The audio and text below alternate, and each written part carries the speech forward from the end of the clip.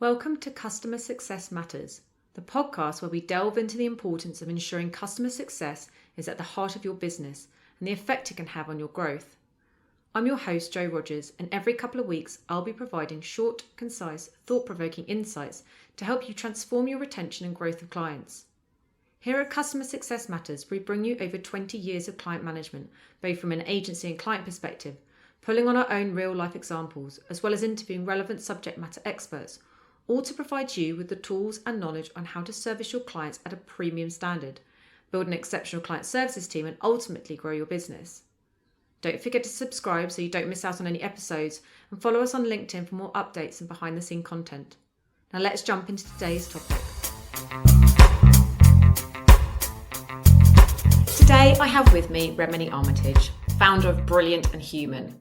Like me, she has a passion for supporting agencies and understanding what their clients and teams really think about them, with the goal of turning their clients into advocates. Thank you so much, Remeny, for joining me today on Client Success Matters. You are truly a lady after my own heart. It was only the back of the end of last year that I created a report using insights from clients who commission agencies to get a view of what clients really want from their agencies. So this is a conversation I am really looking forward to. Do you want to give the audience a bit of an overview of what you do at Brilliant and Human first? Yeah, of course. Thanks so much for having me. It's great to be here. In a nutshell, I support agencies to improve and grow. I do this by gathering insight on what their clients and teams really think about them through interviews. Tiny bit of background. I've worked in agencies for 20 years with marketing and new biz as the focus of the work I do, but started Brilliant and Human in 2017. And like you, my passion is to humanize business and build better relationships between agencies and their clients, with the aim of getting their clients and teams working together, building advocates and growth and retention and revenue. But the human side is so important. I think the idea of enabling clients to feel heard is so important. And so the work I do is all about client listening and listening to the voice of the client and building client advocacy programs. So in a nutshell, I interview people's clients, find out what they think. I'm impartial, so I don't take anything personally, and I can look at the themes that come out of client interviews and give in a nutshell, what an agency can do to improve and grow off the back of what their clients are saying. I also do post-pitch interviews and find out why people are winning and losing. And I also do team insight interviews, because I think it's really important to make sure that not only your clients are happy, but your teams are happy, and looking at how an agency can improve and grow off the back of what their people as a whole are saying. But the core of the work I do is around client interviews and client insight and building better, more human relationships between agencies and their clients. Fantastic. And so, Remeny, why do you think that agencies are shying away from asking these candid questions to their clients to get a true understanding of their sentiment towards their agency? There's a range of reasons. I think one of the main things people tend to say is, we know what our clients think. We know them really well. But I think the nub of it, a lot of it, is that they're afraid of hearing the truth. They're afraid of digging deep and kind of opening a can of worms. So they're afraid of asking difficult questions, which might garner difficult responses, which mean they have got to change. It might be an issue with teams, or it might be that they're missing team members, or it might be that they're not serving them in the right way, or they might need to be changing their processes.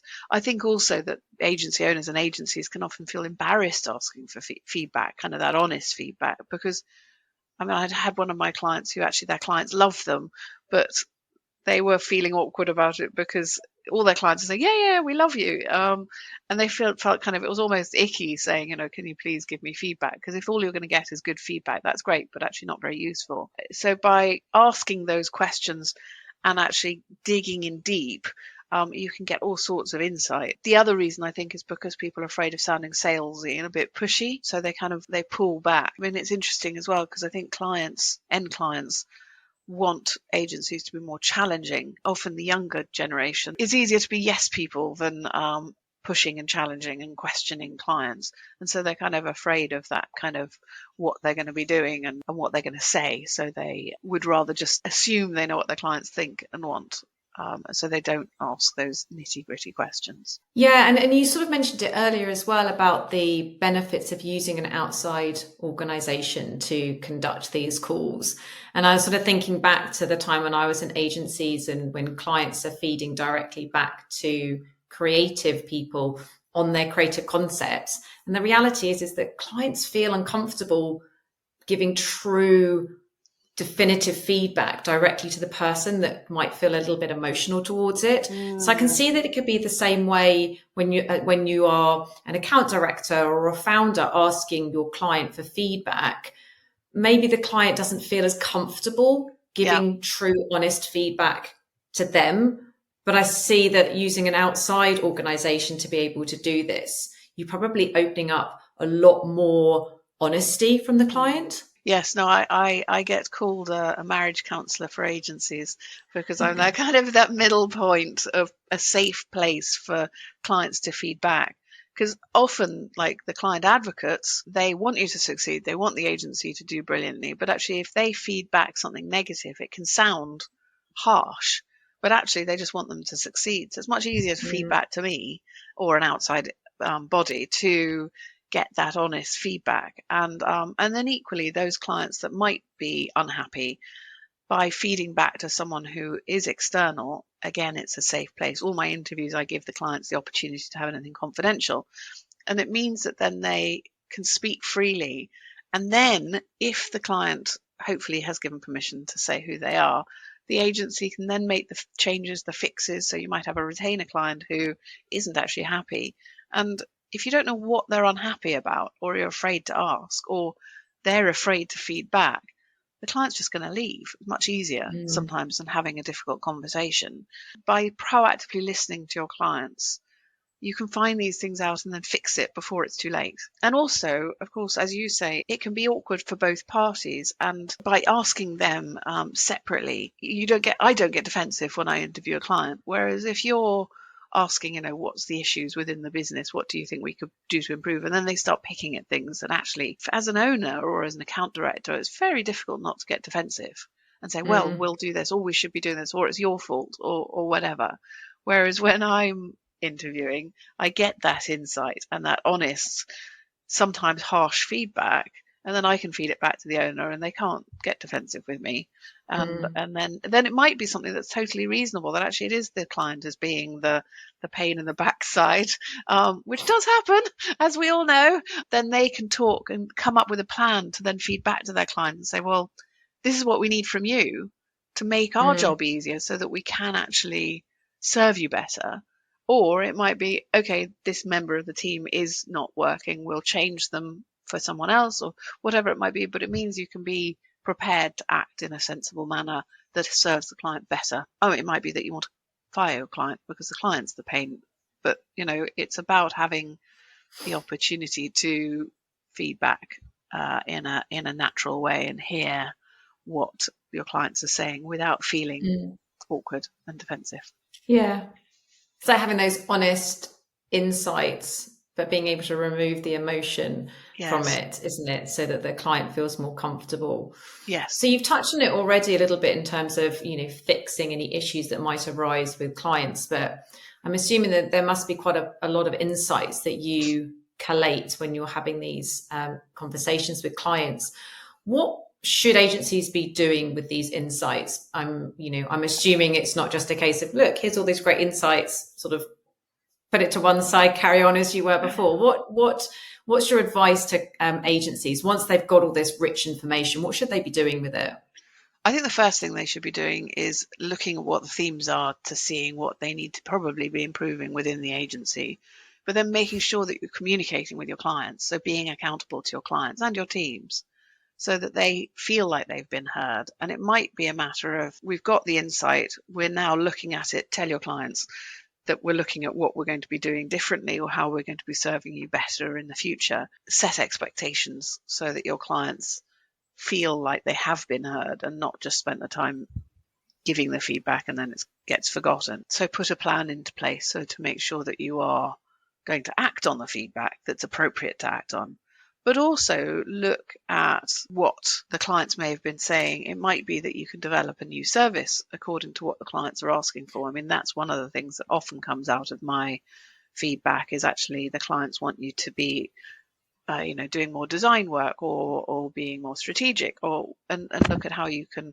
develop a new service, or enhance the service you've already got.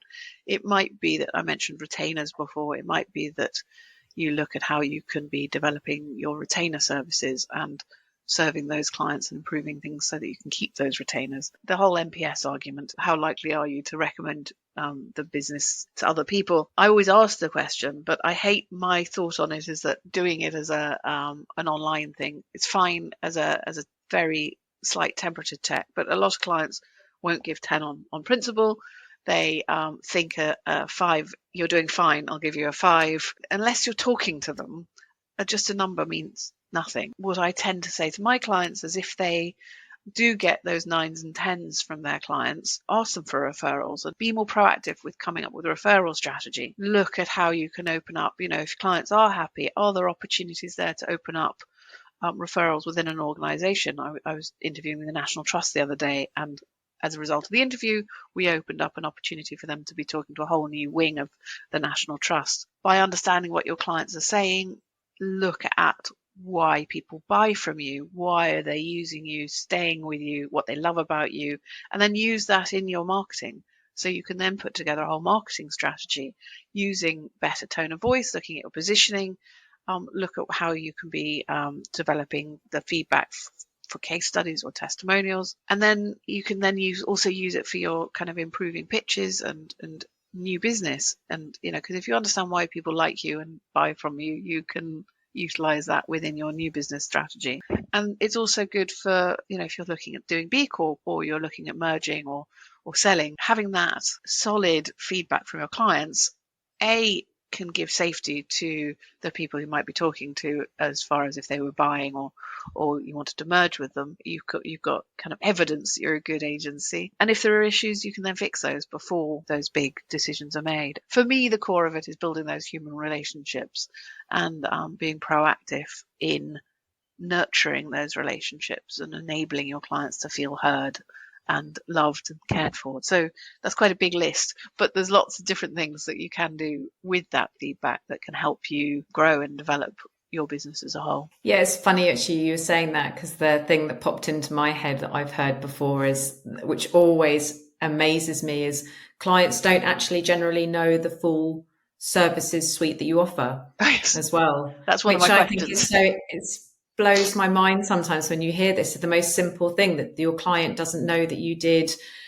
website design, or doesn't know that you have an in-house content team or something like that. And that really comes down to how people are talking and listening to their clients. And the piece that you do is fantastic, and obviously reveals all of this, but on a day-to-day basis, it's so much about how the teams are communicating and listening to their clients appropriately, because they should, within their general conversations, should be identifying opportunities like this and being able to capitalize on them. That seems to not be happening a lot. And it's crazy when I hear insights like that from clients, and you think, how are you in a situation that your clients don't know what you do and all your different service offerings? Yes, it is. That's so common, and often one of my questions is, do you know they do X, Y, and Z? So often they don't, and then they're disappearing off to other agencies for their SEO or whatever, when they could be doing it with the agency that they're engaged with already. But I think again that comes down to people being afraid to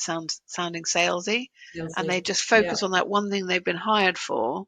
But they're not having those wider conversations and those richer conversations that could open up those opportunities. What are you doing in marketing, or what are you doing in the business in the next 6 months or year? And then you start to find these little nuggets out, which can then open up new opportunities and services. Or it might be that you've got a small service that you're not quite sure whether your clients will want or whether you want to pursue. Don't waste your time doing it until you've actually spoken to your clients and asked them, is this something that would be of interest? And then you can develop a richer service that actually is worthwhile doing and suss it out from there. using your clients to find out. Yeah, it's all about identifying the need, isn't it? And you can't identify the need without asking the relevant questions and really understanding your client and the client's business and their objectives and their goals. Yes. And then being able to respond appropriately. Yes. Crazy. So, Remeny, what's been one of the biggest takeaways that you've learned through sort of interviewing all the clients that you've interviewed that agencies really do need to be aware of? It's very difficult to pin that down to one. There are three things that come up the most frequently across the board from the hundreds of interviews I've done. The things that clients complain about the most is kind of not strong enough communication between the client and the agency and the project managers and account managers, and actually being more proactive. They want them to be more proactive with their communication, having clearer processes or better processes. I often see with some of the smaller agencies that their processes, they fall in line with the client's processes, or they just don't make their processes clear because they want to be as flexible as possible, which is great, but clients appreciate a level of understanding of what the processes are. Fine to introduce an element of flexibility, but it's important to make sure that your clients feel safe, that they know what your processes are if this were to happen, or that. So I think making processes clear is really important. And then off the back of that, tied into both of those, is be more proactive. So be more proactive with your engagement, with your communication. Be more proactive in understanding what your clients want and need. And then from there, again, I think the fourth, which is a biggie and actually leads into that whole bigger piece and actually potentially new services, is be more strategic. Think about what your clients want and understand by proactively understanding what your clients' plans are and understanding what their needs are and what they're doing over the next year, couple of years, and asking them and maybe putting in strategic reviews every quarter, you can really get a good understanding of how you can help your clients. And actually, one of my questions often is, would quarterly strategic sessions be of value? And so many clients would think that would be really helpful. And it's something that can be charged for. I mean, I have a great example of when I was interviewing one client, they were saying that the team are great, their account manager is really, really good, but they're always coming up with ideas that are actually pretty meaningless to them.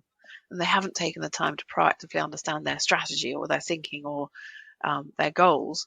And so he said, she's wasting my time and their time coming up with meaningless solutions. They need to take the time to understand our strategy and what we actually want to be doing before they start coming up with meaningless ideas. And he said, I've stopped telling them things because it's just a waste of time, because I don't want them to come up with pointless solutions. So by thinking more strategically, understanding your clients better, you can open up all sorts of different opportunities. Actually, I'm doing a round table on the 24th of April called "Your Clients Don't Think You're Strategic Enough." If any of the listeners want to join in, that they're more than welcome, because actually it's quite a big topic and a good opportunity for building in new services within the business. Well, when I send this out to everyone, we'll make sure that we drop the link in there for your webinar, because I do think that'll be really, really interesting. I wanted to pull back on what you were saying there about being strategic, because I think that's a really, really important point here. And it goes back all the way back to tying into what we were saying about, identifying opportunities, because you can't identify opportunities unless you really understand your client and their business. And I think that a big failing that I see from a lot of agencies is that they're not making and allowing their client services team to be strategic. Now, for me, I think that a client services team should be marketeers. They need to have a strategic mindset so that when they are listening to their clients and they are understanding their business and their challenges and their needs, that they can respond accordingly, because at the end of the day, they are the voice of the customer internally. And so without having that strategic awareness and understanding of what the client is trying to achieve, then they can't advise internally, and they can't, as you were saying, put the right things forward to the client. If they are just being the middleman that's taking, someone has developed a new product or service over here, take that to your client, and they don't have an understanding of who they are, what they're trying to achieve, or really understanding strategically what this new product or service is going to provide their clients, and they just push it over, they're going to sit there and say, well, this isn't what we need. This doesn't take me forward in the direction that our business is trying to go to. This is just you doing the sales piece. This is just you pushing something on me, and kind of making them feel a bit like a commodity, really, Yes. rather than a strategic partnership. No, absolutely. And I think that's such a danger. And as soon as the client feels like they're a commodity or being sold at, you've lost them. And it's about building that trust. Yeah, and what there will be is, as we all know, is your competitor knocking on the door. And if that competitor is knocking on the door and offering them strategic advice and making it seem like they understand their business already and are offering something which they believe will take their business forward, if you haven't built that sort of indispensable partnership with your client and they are starting just to feel like a bank to the agency, they'll turn. They'll try out the competitor, because what are they going to lose? And that's very dangerous for agencies to be in that type of situation. Absolutely. And the other thing, of course, is the fact that I think a lot of agencies do a certain amount of strategy, and that's all included. And it's a given. Oh, well, of course, we're going to think about what they want and things, but they're not proactively doing it as a service.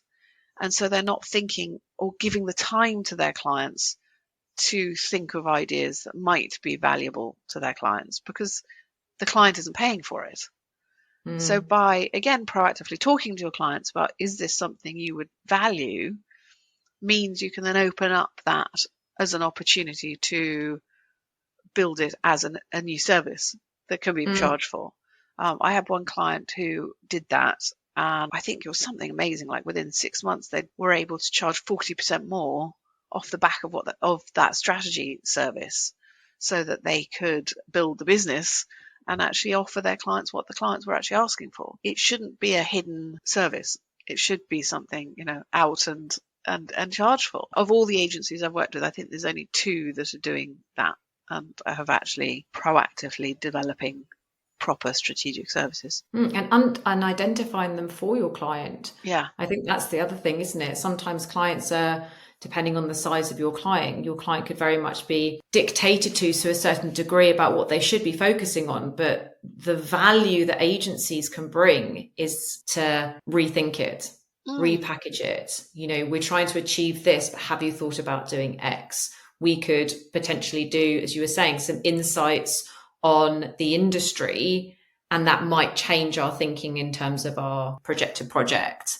And adding that value just starts to make you that indispensable agency for a client. And that's what they ultimately want, because the reality is that clients don't want to jump from agency to agency to agency. That isn't pleasant for anyone to have to, onboarding in itself for a client is stressful. Having to onboard a new agency and then to build relationships again and hope that they're going to provide what they want in the first place. Clients don't want to have to keep going through that. But if you are not offering them enough, if you're not listening to them, if you're not taking them on the journey that they need to go, then they are going to listen to the person, your competitor, knocking at the door, aren't they? Yes, yeah. And it's like one of the things I touched on before was that whole challenging piece. Is it's important for the agencies, they're the experts, they should be able to challenge and question their clients and have conversations with them on an equal level. As a partner, it should be a partnership, not as a service provider. They should be your partner, working with them to develop and be successful together, because obviously that serves everyone. And I think that's that kind of whole proactive piece brings that all together, is making your clients feel like you've got their back and you understand them and you want them to be successful.